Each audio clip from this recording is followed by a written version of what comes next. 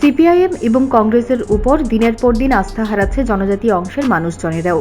দীর্ঘ ৩৫ বছরের বাম জমানায় জনজাতি অংশের মানুষজনদের উন্নয়ন বলতে কিছুই হয়নি। তাই কংগ্রেস সিপিএমের ২৬ পরিবারের শতাধিক ভোটার বিজেপি দলে সামিল হলেন এক যোগদান অনুষ্ঠানের মধ্য দিয়ে।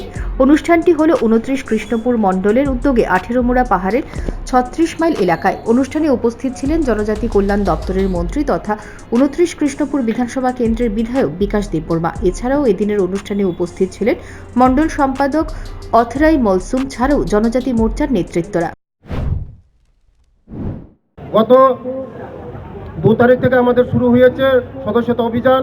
আজকে যারা এসেছেন তারা সবাই সদস্যতা নিবে। আগামী দিন আমাদের যে নির্বাচন হবে, আমাদের এই এডিসির মধ্যে নির্বাচন হবে। তারা বুঝে গেছে, কংগ্রেস সিপিএম বুঝে গেছে তাদের পায়ের তলায় মাটি নেই। আজকে জিতেনবাবু আর সুদীপ বর্মন তারা পাগলের মতন হয়ে গেছে। তারা বিভ্রান্ত করছে মানুষকে।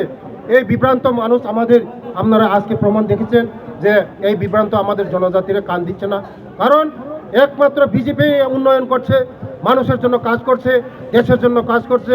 বর্তমানে জনজাতি অংশের মানুষজনেরা বুঝতে পেরেছে সিপিআইএম কংগ্রেস তাদের সাথে শুধু প্রতারণা করে গেছে।